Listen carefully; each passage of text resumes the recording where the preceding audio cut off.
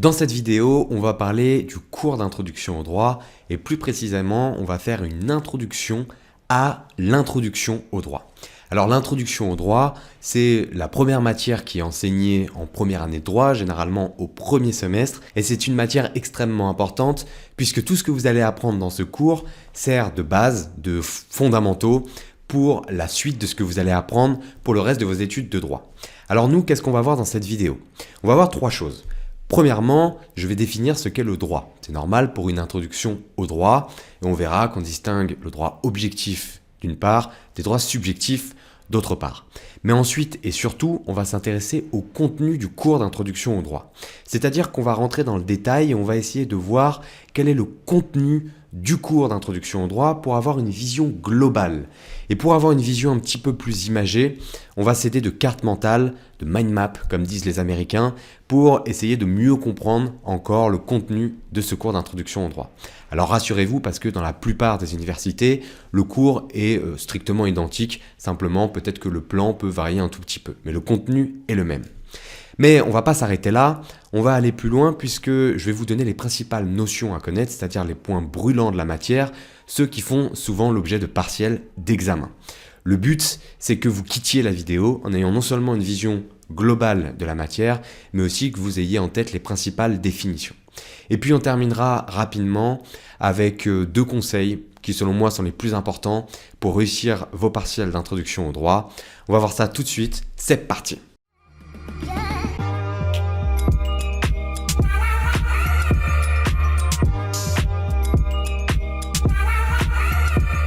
Alors avant de voir le programme de l'introduction au droit et de voir les points brûlants, on va d'abord définir qu'est-ce que le droit. Important. Là on est dans une introduction. Donc une introduction, c'est ce qui sert d'entrée, d'acheminement, de préparation à une science ou à une étude. En l'occurrence ici, l'introduction au droit, c'est un point d'entrée pour l'étude de la science du droit. En fait, ce qu'il faut comprendre, c'est que ce programme d'introduction au droit, c'est vraiment la base pour comprendre tout ce que vous allez voir le reste de vos études de droit. Et dans cette introduction, d'abord, avant de vous présenter le programme, on va voir des points très importants. On va savoir définir ce que c'est que le droit. Ça, je vous assure, faites-moi confiance là-dessus, c'est fondamental. Moi, je me suis rendu compte quand j'étais en Master 2 que je ne savais pas définir le droit. Vous, on va vous poser cette question très souvent. Qu'est-ce que le droit? Parce que c'est des questions de cours qui reviennent fréquemment en première année de droit. Et puis aussi, ça vous permettra de définir parfois dans certaines dissertations qui comportent le mot droit, la notion de droit. Et c'est très important parce que vous savez que dans une dissertation, il faut définir les termes du sujet. Alors, pour bien comprendre, le mot droit dans le langage courant, comment est-ce qu'on l'utilise? Je vais vous citer des expressions que vous avez sûrement déjà entendues, voire même utilisées. Quand on dit « vous n'avez pas le droit de me parler comme ça », à quoi est-ce qu'on fait référence? Ici, on fait référence à une règle plutôt d'ordre moral. On sait très bien quand on dit « vous n'avez pas le droit de me parler comme ça », on ne fait pas appel à la loi, mais vous n'avez pas le droit. C'est pas correct de me parler comme ça. Donc ici, sous réserve de l'insulte ou de la diffamation, là où c'est encadré par des règles de droit, on ne va pas rentrer dans le détail, mais il est possible en réalité de s'adresser comme on le souhaite à une personne. L'idée ici, quand on dit « vous n'avez pas le droit de me parler comme ça », c'est la manière avec laquelle tu t'adresses à moi est contraire aux règles de la morale et de la bienséance. C'est ça en fait qu'on veut dire. Donc parfois on utilise dans le langage courant le mot droit pour désigner des règles qui ne sont pas juridiques. Ici on est plutôt sur des règles d'ordre moral. Et on étudiera dans le programme d'introduction au droit, parce que c'est un thème très important du programme d'introduction au droit, ce que c'est qu'une règle d'ordre moral. Donc vous voyez déjà, première petite erreur dans le langage courant, une phrase qu'on peut utiliser, on ne fait pas référence en fait au droit, on fait référence à une règle d'ordre moral, c'est pas juridique. Quand on dit « j'ai le droit moi aussi d'être heureux », alors j'ai pris une expression au hasard, mais vous comprenez l'idée, c'est le genre d'expression qu'on entend souvent dans le langage courant. Cette expression, elle met l'accent sur un droit individuel, un droit subjectif, c'est mon droit à moi, j'invoque un droit personnel. En l'occurrence ici, il n'existe aucun droit au bonheur. Je vous le dis tout de suite, il n'y a pas de droit au bonheur en droit français. Mais l'idée ici, vous comprenez, c'est de revendiquer un droit personnel, mon droit. Au même titre, par exemple, qu'un droit de propriété. Où là, par exemple, le droit de propriété, c'est bien un droit subjectif qui est consacré par la loi. Donc ici, dans cette expression-là, on se rapproche déjà un petit peu plus de ce que c'est qu'un droit, et en l'occurrence un droit subjectif. Vous comprendrez après, je vais expliquer ce que c'est qu'un droit subjectif. Dernière expression, quand on dit « tu n'as pas le droit de voler ». Cette affirmation ici fait bien référence à un interdit social. En l'occurrence, c'est une phrase qui fait référence à l'interdiction de voler. Et cette interdiction de voler, c'est bien une règle de droit posée par le droit pénal, par le code pénal. L'idée ici d'invoquer un droit, c'est pour empêcher un comportement. Donc tu n'as pas le droit de voler. En réalité, c'est moins un droit qu'une obligation, qu'un interdit. On dit en fait, c'est interdit de voler, puisque c'est une infraction consacrée par le code pénal. Voilà pour quelques phrases du langage courant, pour que vous puissiez vous y retrouver. Maintenant qu'on a dit tout ça, vous devez savoir comment définir le droit. Et ça, j'insiste, c'est très important. Si vous connaissez, vous pouvez sauter cette partie de la vidéo. Si vous ne connaissez pas, je vous assure que ça vous sortira de galère et potentiellement, ça vous permettra de répondre à des questions de cours. Quand on vous demande, en tant qu'étudiant, qu'est-ce que le droit, vous commencez par expliquer que le droit a en réalité deux définitions différentes. Vous sautez pas sur la réponse à la question, vous dites ça dépend.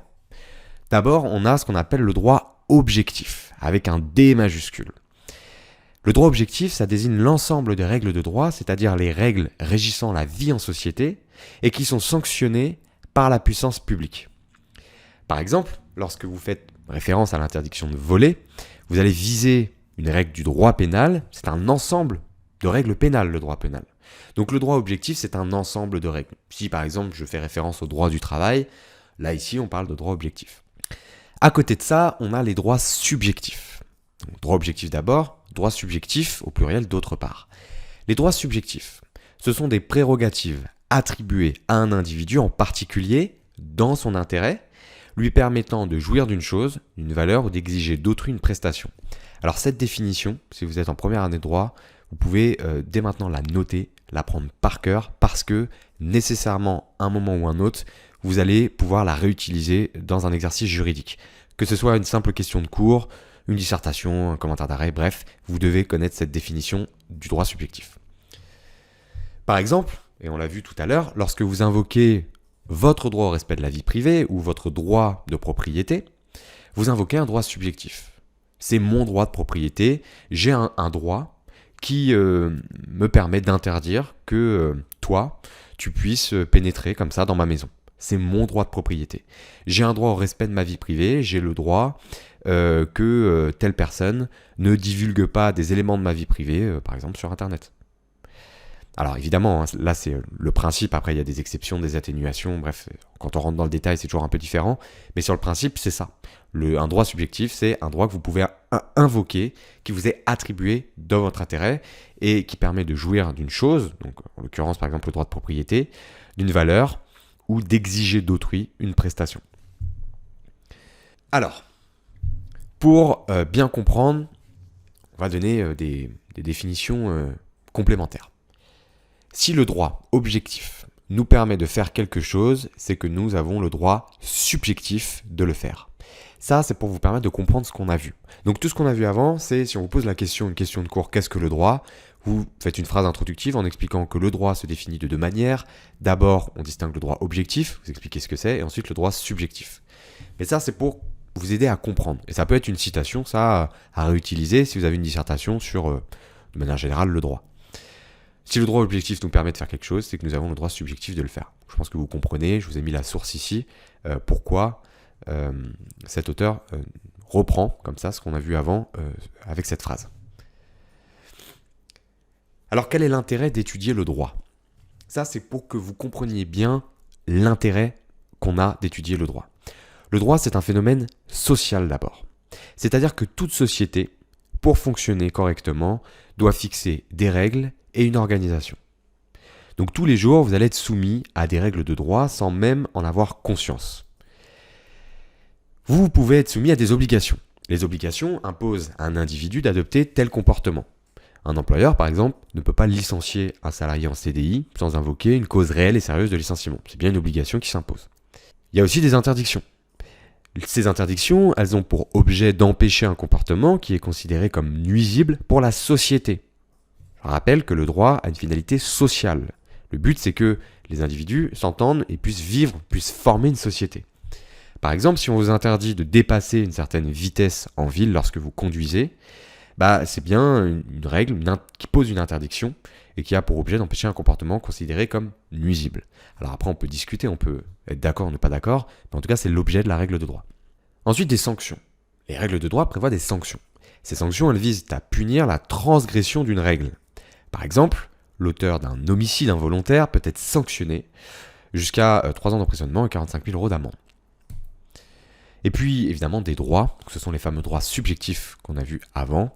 Le droit de propriété vous permet de défendre votre bien. Et le droit de propriété, c'est plus important que ce qu'on pense. C'est pas simplement votre maison. C'est le droit de propriété sur votre téléphone portable, le droit de propriété sur votre ordinateur, etc., etc. Vous comprenez l'idée. Ces règles juridiques, elles sont présentes dans tous les aspects de la vie sociale. C'est bien ça que je veux que vous compreniez et c'est pour ça que le droit est partout. Et c'est pour ça que le droit a une telle importance. Lorsque vous vous mariez, alors là c'est que des exemples que je vous donne, mais évidemment on pourrait les multiplier à l'infini. Lorsque vous vous mariez, vous êtes soumis aux règles du droit de la famille. Lorsque vous créez une société, vous êtes soumis aux règles du droit des affaires. Lorsque vous êtes recruté pour un travail, vous êtes soumis au droit du travail et au droit de la sécurité sociale. Lorsque vous avez un problème en tant que locataire avec un propriétaire, c'est peut-être déjà arrivé à certains d'entre vous, vous êtes soumis au droit immobilier, etc., etc. Et vous voyez aussi que quand je parle du droit de la famille, droit des affaires, droit du travail, ici on parle de droit objectif. Vous commencez à comprendre normalement. Alors rentrons dans le cœur du sujet. C'est, j'imagine, ce qui vous intéresse le plus. Quel est le contenu du cours d'introduction au droit ? Alors ici, je présente le contenu du cours d'introduction au droit, évidemment, qui est disponible sur l'académie, c'est-à-dire sur notre site internet. Et c'est à peu près le même plan, le même programme que pour les fiches d'introduction au droit. Mais l'idée de cette vidéo, c'est non seulement de vous présenter le cours, mais aussi de vous faire une petite synthèse, un résumé des points brûlants, de ce qui est important, ce qui peut tomber, en rappelant les principales notions. Donc, même si vous avez votre galop d'essai demain ou votre partiel demain, cette vidéo vous sera utile pour avoir quelques éléments de cours. Et pour ceux qui s'y prennent en avance, cette vidéo, elle permet de vous donner une vision globale du cours d'introduction au droit, et cette vision globale vous permettra de mieux retenir, de mieux comprendre et de mieux mémoriser. On va présenter d'abord ce que c'est que la règle de droit. Ensuite, on va voir ce que c'est que le droit objectif, les droits subjectifs, et on verra quelques notions de droit des biens et de droit des personnes. Donc ça, j'insiste, c'est des grands thèmes, c'est-à-dire qu'à l'intérieur de chaque thème, vous avez beaucoup de cours, mais c'est les grands thèmes, et on va parcourir ces thèmes, et je vais vous expliquer ce qu'il y a dedans. En sachant, j'insiste que ce plan de cours, il est similaire dans la plupart des universités. On voit à peu près toujours la même chose dans le programme d'introduction au droit, donc peu importe l'université dans laquelle vous êtes, il peut y avoir quelques petites subtilités, mais globalement, tout ce qu'on va voir là sera au programme de votre université. D'abord, premier thème, la présentation de la règle de droit. Alors, qu'est-ce qu'on va voir là-dedans ? D'abord, on apprendra à définir la règle de droit. Et bonne nouvelle, on l'a déjà plus ou moins définie. Alors, évidemment, peut-être c'est plus en détail ce qu'on va voir dans le cours que ce qu'on a vu là en introduction, mais déjà, vous pouvez vous en sortir avec la distinction droit objectif, droit subjectif. Ça, c'est fondamental, c'est un point brûlant qui tombe souvent en question de cours, notamment au début du semestre. Ensuite, la distinction de la règle de droit avec d'autres règles. Ça, c'est très important et ça tombe tout le temps. Très souvent en dissertation, en question de cours, ça serait vraiment bête de ne pas l'apprendre parce que ça tombe dans énormément d'universités. Vous allez devoir d'abord connaître les caractères de la règle de droit. Alors, petit spoil, je vais vous donner les caractères de la règle de droit, mais évidemment, dans le cours, on le voit plus en détail. La règle de droit, elle est générale, premier caractère, impersonnelle, deuxième caractère, obligatoire, troisième caractère, et sanctionnée par l'autorité publique. Ensuite, on voit dans un deuxième cours, deuxième sous-thème si vous voulez, la distinction de la règle de droit avec la règle morale d'une part, et la distinction avec la règle religieuse d'autre part. Ça, c'est très important, et à chaque fois, on a des critères pour distinguer une règle juridique d'une règle morale. Il faut bien comprendre la différence entre ces deux types de règles ou une règle religieuse. À chaque fois, ça sera la source de la règle, la finalité de la règle et la sanction de la règle. Et on voit généralement aussi que ces critères ne sont pas parfaits, parce qu'ils ne permettent pas complètement de les distinguer. On verra aussi les différentes branches du droit. Alors ça, c'est très important, les différentes branches du droit. Ça permet d'avoir une vision globale du droit et de comprendre comment sont organisées ces règles de droit.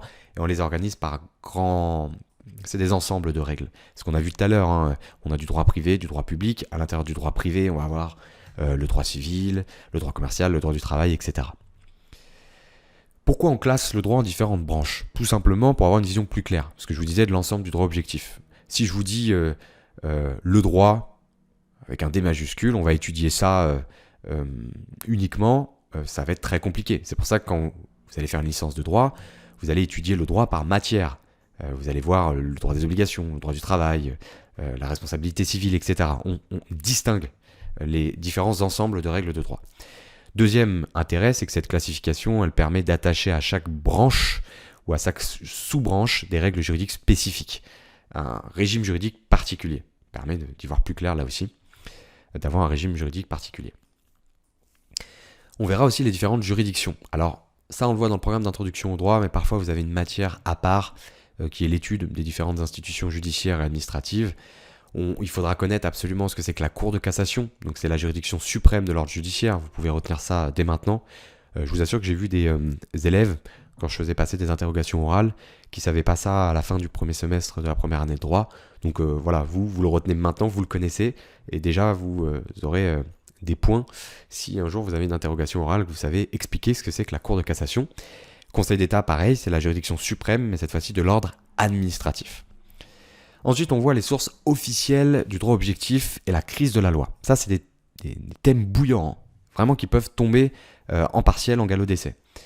Nous étudierons d'abord quelles sont les différentes sources du droit.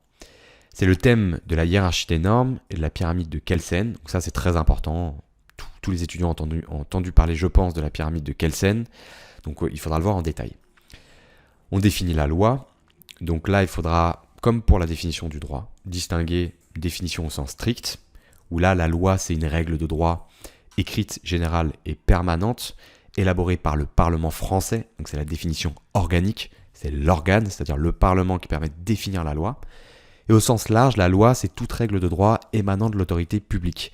Là, c'est une définition fonctionnelle, donc la loi, selon cette définition, c'est pas nécessairement une règle qui émane du Parlement français. Ça peut être une règle qui peut émaner d'un traité international. Ça peut être une règle, ça peut être une directive européenne, donc qui émane pas du Parlement français. Bref, c'est une notion beaucoup plus large. On verra le thème de la crise de la loi aussi, toujours dans ce thème. On expliquera en fait pourquoi il y a une crise de la loi, avec le phénomène notamment d'inflation législative et le phénomène de dégradation de la qualité de la loi. Ensuite, les sources officieuses du droit objectif, et là on s'intéressera à la jurisprudence et à la doctrine.